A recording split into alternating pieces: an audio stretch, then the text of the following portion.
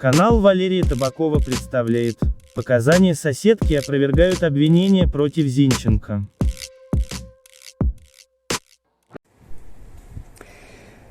Добрый день, дорогие друзья. Я юрист Валерий Табаков, и сейчас в этом коротеньком видео я хочу с вами обсудить важные детали по делу обвиняемого Вячеслава Зинченко. И эти детали ставят под сомнение версию стороны обвинения. Вначале я вам представлю показания свидетельницы, соседки, которая проживает по адресу Масарика 3 в городе Львов, и затем проведу анализ, как эти показания соседки опровергают доводы обвинения. Давайте разбираться. Вначале смотрим речь соседки. Чи не виглядав він вам підозрілим? Всім відглядав. І тепер возмущаються, що підозріли і чому ніхто не визвав. Скільки часу він так її очікував? Ну, то вже, напевно, неділі 3, правда? Десь 3 неділі. 3 неділі. 2-3 неділі, так. Як це було, зранку до вечора? Так. Рано виходить, так сидів оцілий. Он на тім крізь. Ми почули постріл, ми зразу зірвалися, ми думали, що сирена почала гудіти. Ой, перепрошую. Ми всі позірвали. Я кажу, сирена чи щось? Кажу, то нема сирени. Ти його таке. І все, аж потім ми підбігли там побачити вже всі. Коли побачили Ірину, в якому вона була стані, опишіть. Вона вже лежала у ниць, і там та жіночка-сусідка над нею молилася просто. Іра, тримайся, Іра, тримайся. Іра, тримайся, бо і то зараз позліталися, швидко визвали і поліцію. Та й все. Итак, что сообщила соседка? Соседка рассказала корреспонденту, что в течение 2-3 недель во дворе дома на Масарика 3 в городе Львов в кресле регулярно сидел человек в панамке и очках. По ее словам, он находился там значительное время. И, предположительно, как она сообщила, с утра до вечера. То есть 2-3 недели с раннего утра до позднего вечера человек в панамке и очках, по словам соседки, сидел во дворе. Кроме того, второе. Соседка сообщила, что в день инцидента, то есть в день убийства, 19 июля 2024 года, она и другие жильцы услышали звук, который они приняли за сирену. Заметьте, звук, похожий на звук сирены, но они не приняли этот звук за выстрел.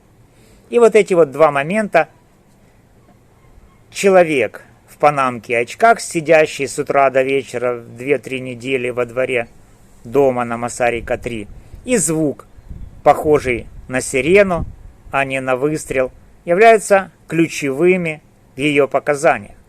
Давайте разбираться, почему эти сведения противоречат версии обвинения. Начнем с первого момента. Человек в панамке и очках. Соседка утверждает, что этот человек находился во дворе на Масарика 3 в течение длительного времени, 2-3 недели, и проводил там большую часть дня. Однако у нас есть видеозаписи, которые четко показывают, что Вячеслав Зинченко в это же самое время активно перемещался по городу Львов. Это означает, друзья, что Зинченко физически не мог быть тем человеком, о котором говорит соседка. Если Зинченко перемещался по городу, он не мог в то же самое время сидеть во дворе с утра до вечера.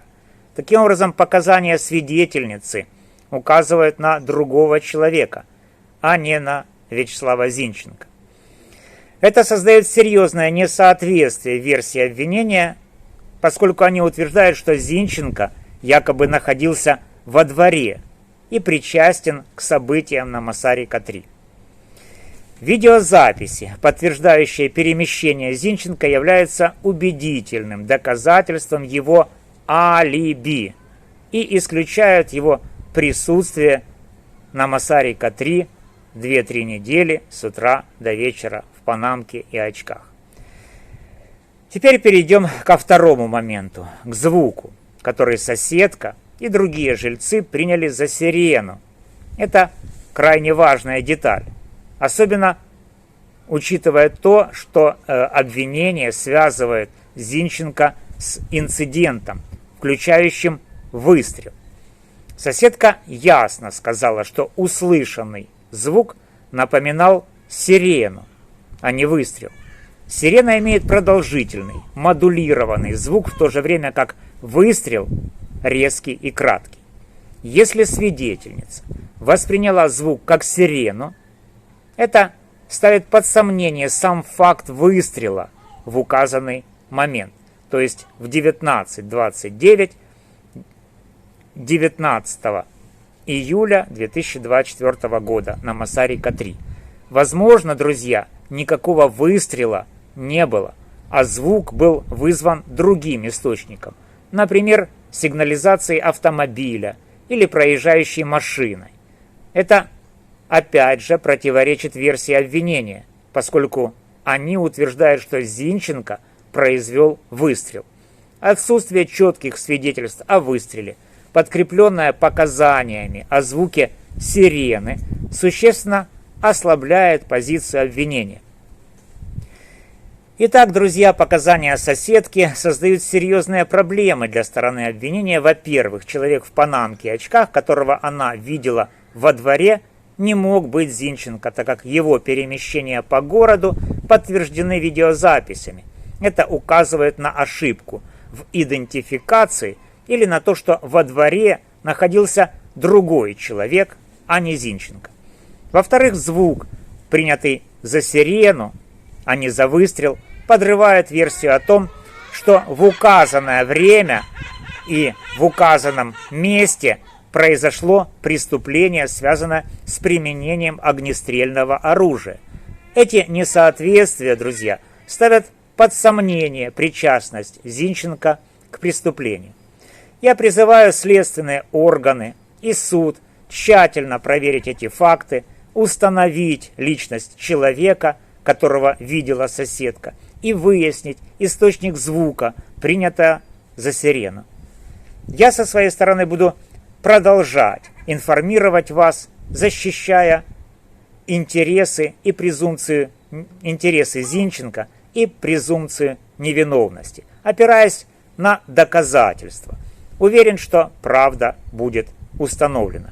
Спасибо, друзья, за внимание. Если у вас есть вопросы или информация, которая может помочь в этом деле, пожалуйста, оставляйте комментарии под видео.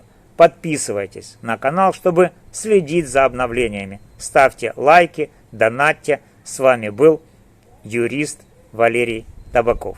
До новых встреч!